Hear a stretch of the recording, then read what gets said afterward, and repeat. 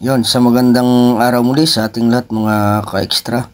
Ito naman ho yung ating masarap na gagawin sa inyo at napakasarap na pang himagas ng ating itong ipakikitang ingredients sa inyo mga ka-extra. Kaya ako inyong samahang muli sa ating gagawin ngayong araw na ito hanggang sa dulo ng ating mamunting video para malaman nyo kung paano ginawa ng inyong extra sarapis ang ating easy dessert plan kung tawagin natin. Kaya tara na mga ka-extra at ako inyong samahang muli hanggang sa dulo.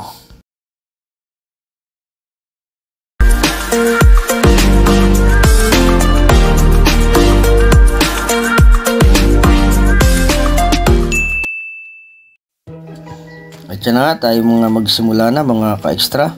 Unahin natin yung ating itlog na basagin dyan sa ating planganita kayang nating pag mimixan ng ating mga ingredients. At andyan na yung ating condensed saka yung ating evaporada na gatas. Yan na yung ating mga sangkap at saka siyempre hindi mawala yung ating gelatin. Yan. Yan.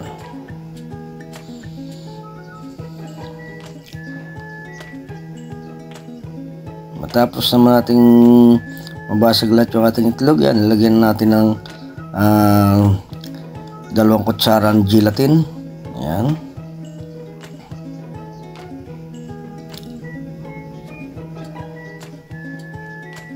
Tapos lagyan natin ng karokot na asin.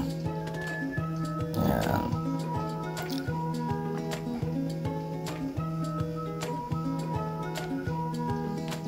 At yan na yung ating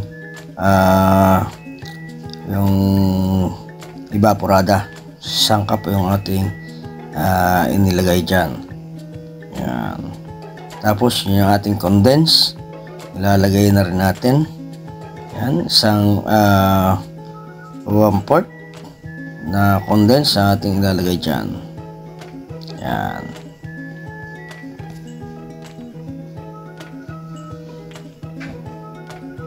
Kailangan sairin natin yung ating gatas, sayang kasi, para walang masayang na ingredients. Yan. Tapos ngayon may ilagay na natin, siyempre yan ang ating gagawin, imimix na natin yan. Yan hanggang sa matunaw lahat yung ating itlog, magsasama-sama ng gusto. Yan, na kailangan mapinong-pino o maganda yung ating pagkakamix. Yan, okay nang mamix natin, separate naman natin yan. At yan naman natin ang ating paglulutuan. At siyempre mga ka-extra, habang tayo nagpapatuloy, ayan yung ating gelatin na gagamitin. Ay huwag natin kalimutan na i-share, subscribe, and like, and siyempre pa-comment na rin mga ka-extra sa ating video. Ayan naglagay na ako ng ating gelatin dyan sa ating kaserola na paglulutuan.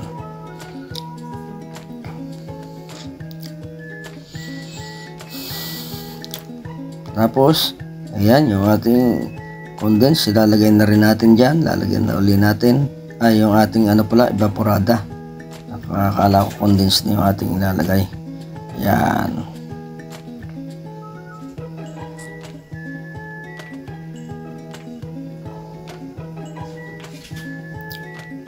Yan, medyo haluin natin ng kaunti nang matunaw yung ating gelatin sa ating condense. Tapos lagyan natin ng tubig. Ayan.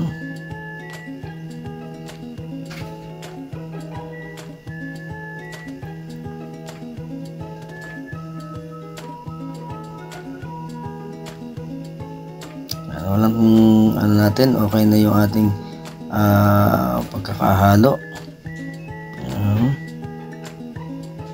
Tapos ilagay natin yung ating una kaninang minix, yung ating itlog.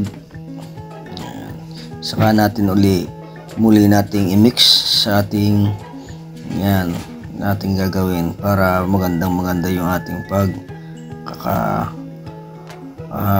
luto niyan mamaya pag ipinorecedure nating pagluto. Ayan, nilagyan ko na rin ng ating kaunting food color para may kaunting kulay yan mga ka-extra. Ayan.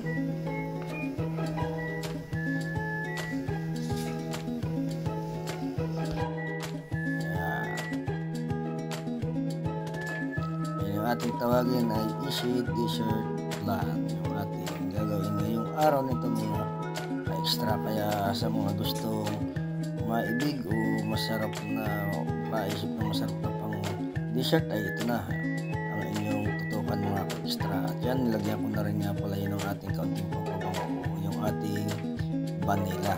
Ayan. Ayan siya.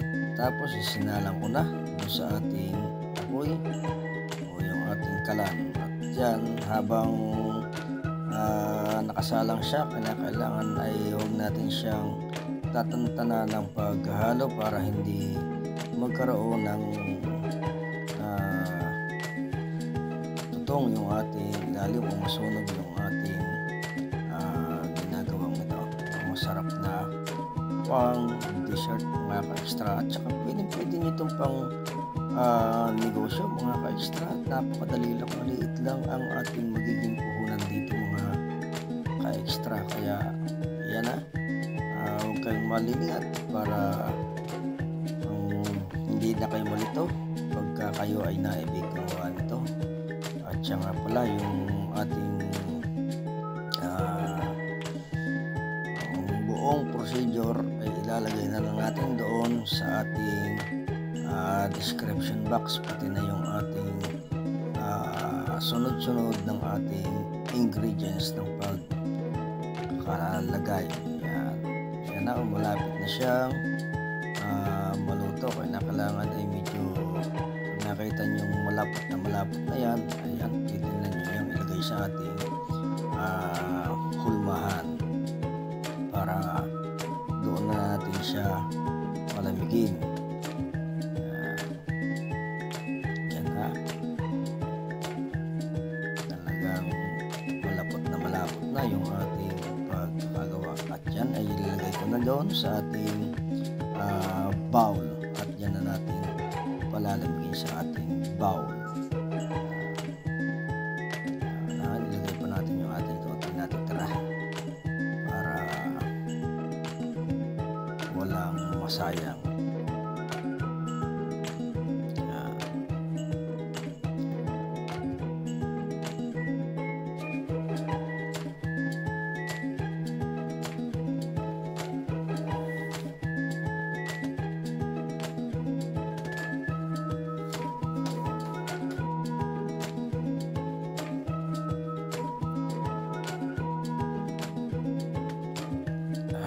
Ngayon, natapos na natin mailagay doon sa ating bowl, ay magagawa naman tayo ng ating panglagay dyan sa babaw o yung pagtapis. Magagawa tayo ng caramelized na asukal. Yan.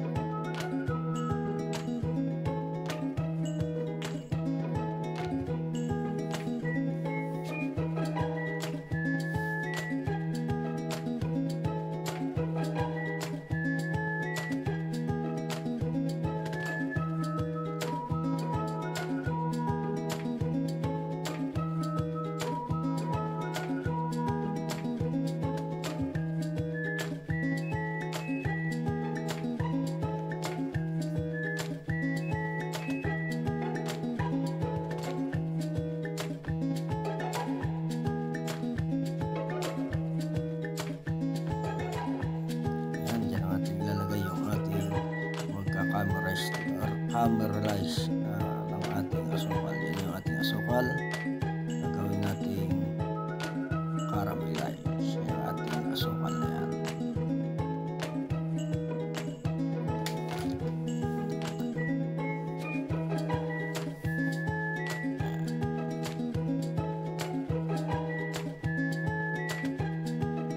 Antayin natin siyang matunaw mga ka-extra.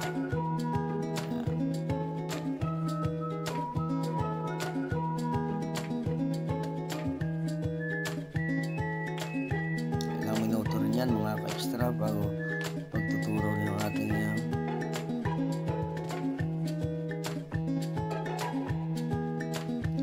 Lagay ko na rin pala yung ating cornstarch dyan na hinanaw yung ating mix.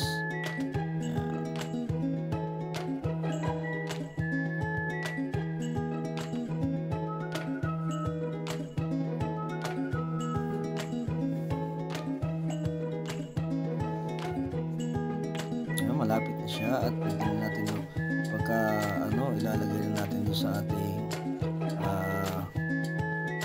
unang ginawa. Itatapos na natin yan. Ayan, okay na. Ilalagay na natin yan dyan sa ibabaw at yan ang kanyang pinakang pampasarap dyan sa ating easy plan dessert. Ayan na yung ating caramelized na toppings dyan. Ayan. Ayan na mga ka-extra. Ayan, okay na yan. Medyo kaunting lang para ating matikman na yan. Ating masarap na pan-dessert na yan mga ka-extra. Kaya maraming salamat sa inyong walang sawang pagsubaybay sa ating mamunting channel mga ka-extra.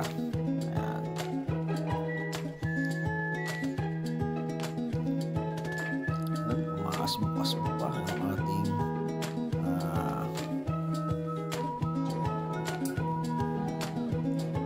wow, sarap. Oh, ganda. Dito, lapit-lapit. Ay, ako na. Tanggal natin salamin para makakonsentrate sa ating game. Ayan, oh. Sarap.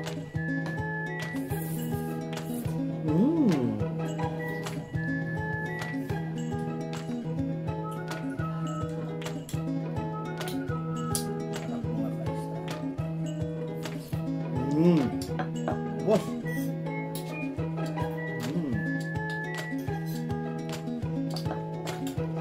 Okay.